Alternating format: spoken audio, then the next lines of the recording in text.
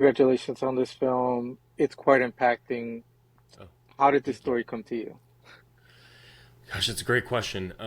Yeah, I never, I never thought that I would make a documentary. That wasn't anything that wasn't in my purview. I come from the narrative world and do a lot of scripted stuff. So, um, Beth and Paul Burns are close friends, and for Beth's birthday a couple years ago, her husband Paul wanted to make her sort of a video celebrating the work that she had done with Evan.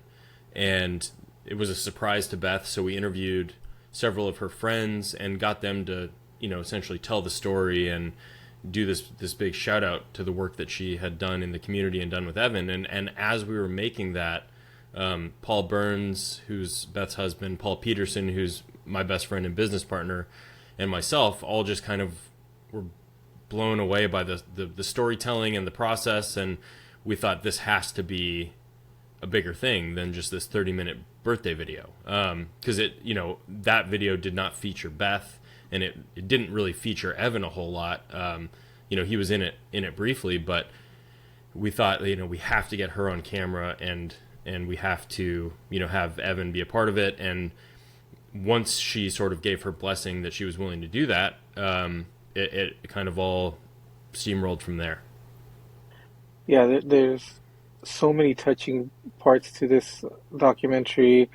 It's, watching it for me, I had to stop and recenter myself because the powerful emotions in this are just incredible. And, Well, thank you. this is all natural. It's a documentary. Yeah. How touched were you capturing these moments? Oh man, I mean, it was an incredibly emotional journey. I think, it was also really cool and inspiring because it was such a creative process. Like the whole thing was, again, I come from narrative where everything's kind of planned out in advance, and I loved the sort of creativity of stumbling into things and not knowing what it was going to be. But I like I said, I've known Beth for years now, and her husband Dennis, spoiler alert, that passes away in the journey. Evan's father, he was a massive inspiration to me as a kid. I would watch him on the stage at the South Arkansas Arts Center performing. I actually wrote an essay about him to get into theater school at the University of Nebraska. He was a big inspiration to me. So I sort of knew some of the story going into it. But like the title suggests, you have no idea. I didn't have a clue at how deep and powerful the story ran. And so while this was kind of unfolding, especially when we were doing that first birthday video, I just kind of had this like, holy shit moment. Like Beth is incredible. First of all of the things that she's done. And like I didn't realize, I knew that Evans had lost his father, but I didn't realize all of the turmoil that he has been through, and to come out the other end and still be as joyful and as exuberant as he is. It's really incredible. How well had the family documented this process for you to come in and be able to tell the story so well? Yeah, I mean, certainly Beth's videos of his training in the early days, in the 90s, having that VHS footage was kind of miraculous that existed. And then the photos were great. Like they had a ton of photographs that we were able to scan and use in the storytelling. So that was incredibly helpful. And then we had to do a little bit of, recreation footage. Like we cast a young actor to play young Evan for a couple of shots that we just needed to tell the story. But most of it is just documentation that they had. And it was kind of funny for me too, seeing like the quality of photographs, because like in the early days when stuff was shot on film, it's such good quality, beautiful photos. And then there was that like early day of digital era, like when the digital photos were kind of crappy. And so you Hmm. have that kind of era in like the early 2000s where the photos aren't very good, but we still have to make them work, because people were transitioning from film to kind of crappy digital cameras. And now Yeah, the digital photos are, of course, are good. But yeah, yeah. definitely. And since you already knew the story a bit, what did you add to that story in order to create, I'm gonna say, the masterpiece that came out of Oh it? well, that's very kind. I think I'll say a couple things about that. I think first of all, like our biggest kind of intention and goal going into this for Paul and I, the filmmakers, was to just do it justice. We felt a burden and a responsibility to get this story told well.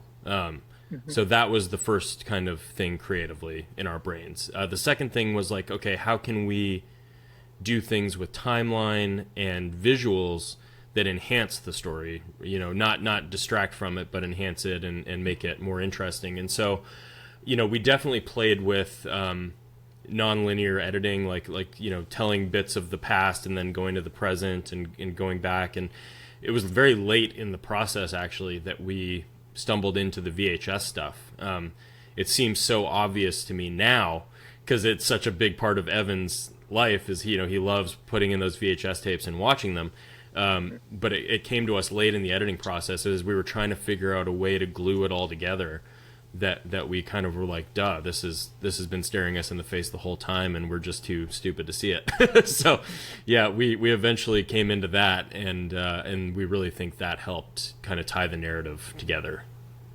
Definitely. And autism is such a sensitive topic, and you guys treated it as it should be.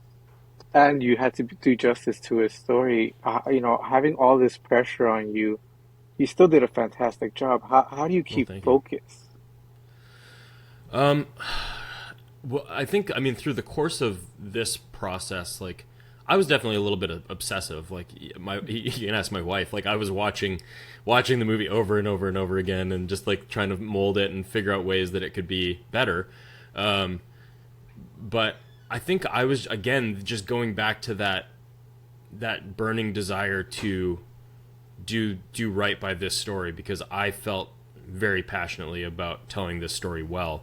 That I didn't. I mean, there was definitely, of course, hurdles, like things like the whole creative the creative process curve of like this is good, this is the worst thing I've ever done in my life, this is great, so it's like you definitely go back and forth, and it all just came from that desire to do well by Beth and do well by Paul and Evan, and tell their story the way that it should be told. So I didn't ever feel burnout, because I just felt lucky to be able to do it.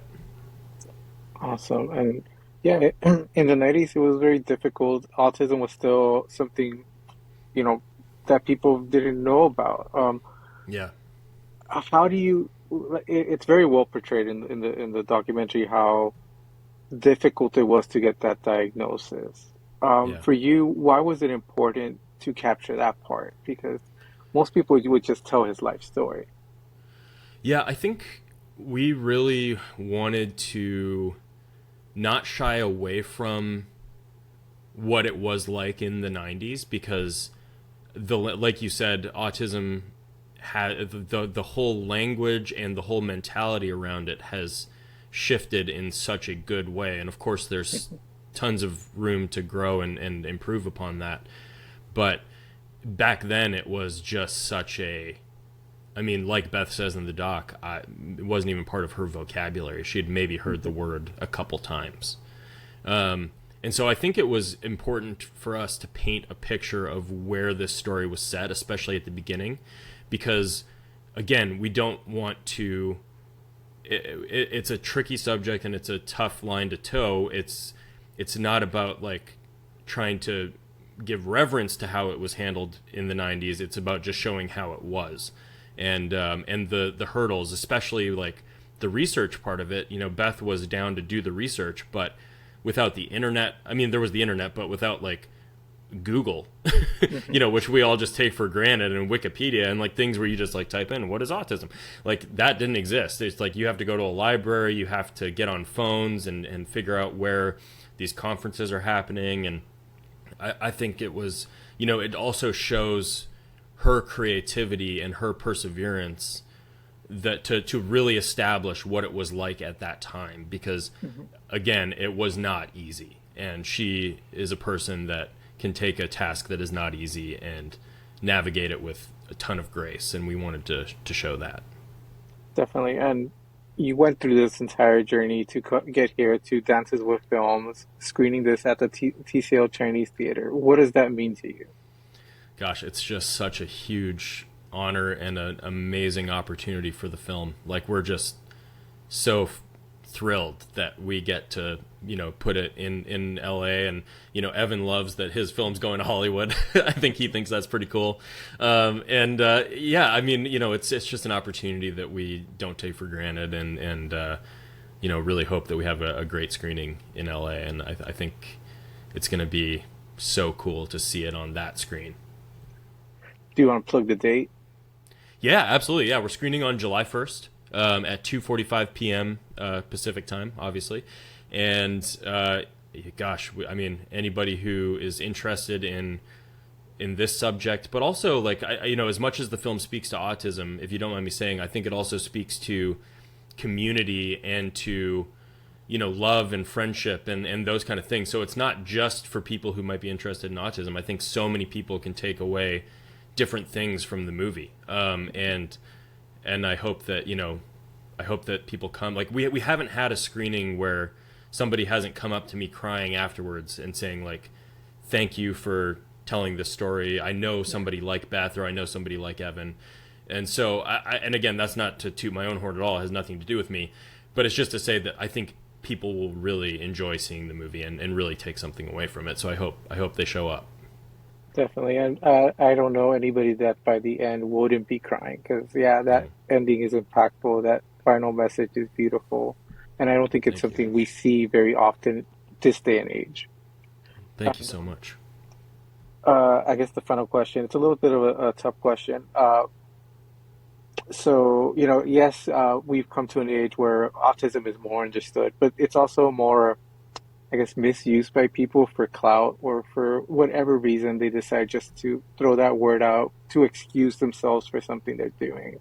Mm. Uh, how do you feel about that? How do you feel when people don't know the struggle but decide to try to reap the benefits of such a word? Gosh, I can't say that I've personally experienced that, so it's so hard to speak to that. I mean, gosh, that is a tough question. Yeah. Um, I think when you see the film, and here's the thing: like, autism is a wide spectrum, and Evan's story is one person's story, and even people that might have a similar place on the autism spectrum as Evan, their story is going to be a little bit different.